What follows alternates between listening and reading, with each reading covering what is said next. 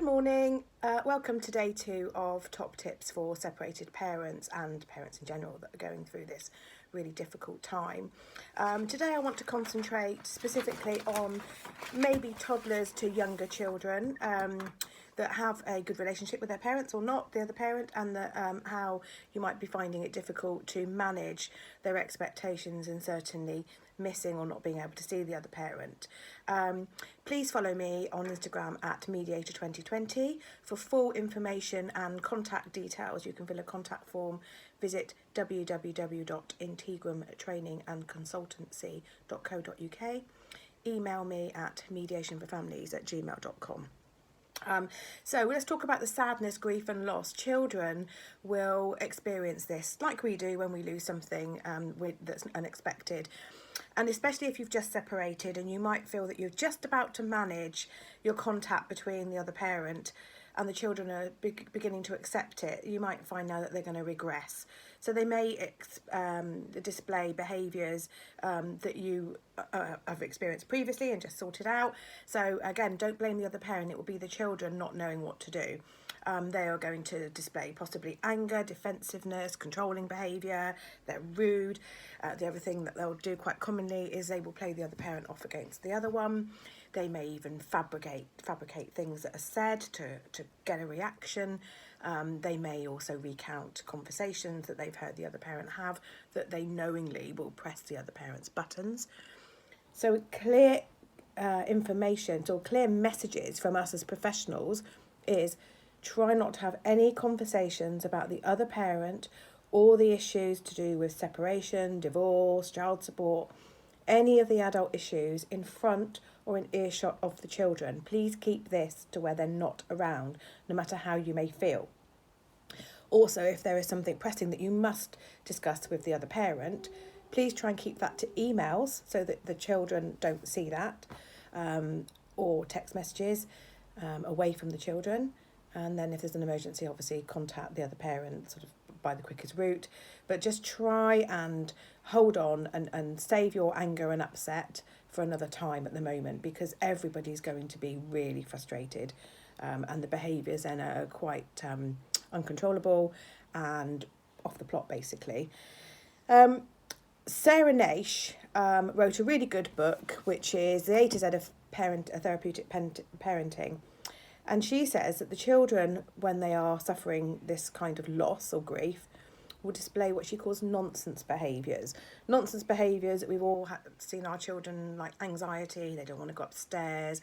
They are then regressing into behaviour again, as I've said, you've seen before when they were younger. So we would naturally think, oh, they're just playing up.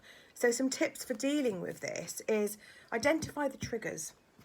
If you can, keep a journal, write down what's happened on that day. Can you identify anything particular that's led your child to behave in that way? And separate the child from the behaviour. You're a naughty child. That's not so. It's the child's behaviour is displaying something because they're unhappy. There's something that's happened to them. It's not what have you done. It is what has happened to you. To try and identify why the child is behaving like that. Use time-ins. Now, people would expect to use time-outs, naughty steps, those sorts of things. Well, again, you're signifying the behaviour and the child as being naughty, therefore she must or he must be punished. A time-in is where you keep the child with you. You use activities. You get them to come and help you clean, go shopping, or when you're allowed to, maybe pick the online shop. What I do a lot with my children is we put a big A3 poster-sized piece of paper in the holidays, and we get them to write down what activities they would like to do within reason, of course, at this time, and they choose it, and then they'll put a chart on for the days and where they'd like to go, and then you put in a routine for that day. And because the children are involved with it, they're part of the process, then that's time in as well, and so they're being nurtured and they're being included and they like this, and you hopefully will find that the behaviour will subside. Plan together the charts and the pictures and things. Don't say to them, well, we'll do this, we'll do that. Give them suggestions, get them to choose. Have a meeting, have a regular weekly meeting by putting little slips in a box of what things they want to raise, and have a talking piece so that each child and parent will have a talking piece, and it's their turn to talk when they've got it, and then it goes to the next person. So it's observing rules, boundaries, keeping some structure in with that. Keep a daily journal. Especially if you're homeschooling at the moment, then you can put a scrapbook type. So when I was a child, I used to use a scrapbook in my holidays of things that I did and bits of twigs and flowers and dried flowers that I'd collect. So anything like that to keep them recording this time. And again, it's a piece that you can look back on later on. Use silliness, playness, play up, have act out things, become characters. Silliness is a really good way of distilling any negative behaviour, and it brings laughter into it. Use a password as well. Try and agree, all of you. So we may feel, oh, well, our child's acting up and it's only because they can't play on the Xbox, but to them it might be the most important thing. So if you feel that they are getting distressed, ask them to choose a password that they can say to you when they feel they need a time in, or for you to stop and revisit the situation later. And yourself, you could use a password, something like Moneybox, or get them to pick, so that when they say that word, you know they're getting distressed, and you'll agree to revisit whatever it has led them to become distressed later. And again with parents, if you are quarrelling and at conflict at the moment, pick a password between the parents so that you can say that word. The other parent will know that now's the time to stop and we'll revisit it later. Be curious about what's going on in the child's life and the child's day and the child's mind. Answer the questions age appropriately if you can. So managing the contact, especially between the older toddlers and younger children, is about being safe. Obviously, the welfare of the child is paramount, and of yourselves. So if your other parent is visiting, and they are allowed to visit, remember, then they might not have a home, they might not be able to take them anywhere, they can't take them to McDonald's anymore or a play centre, but maybe they could play in the garden, build a tent, do some outdoor activities, go for a walk in the woods, go to the park for some exercise, something, so at least they see them. I mean, you've got to be realistic here. You may have to cut the time down, but also you as the main carer have to be a bit more acceptable to the other parent and maybe allow them to come in and to do these things with the child.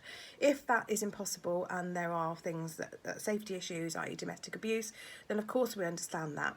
So plan, if you can, to have FaceTime or any sort of video contact with the child, and see whether you can use someone that's in your house that can be like a handover point. So I mean, I know there's a lot of issues to do with domestic abuse, and so absolutely nothing should change in that respect, and you should keep yourself, your children, safe.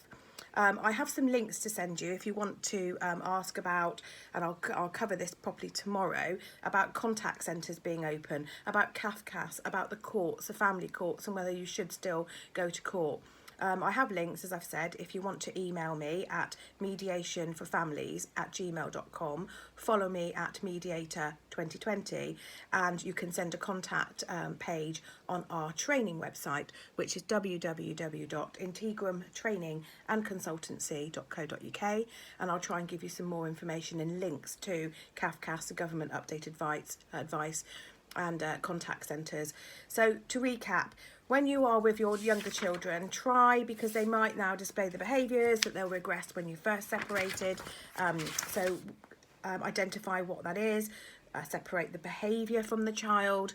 Don't call them naughty. Don't use generalisations. You're always naughty. You always do this. Try to use I statements, not blaming statements. Ask them what's happened, not what have you done. Use time ins, so try and do as many activities as you can in between the schooling.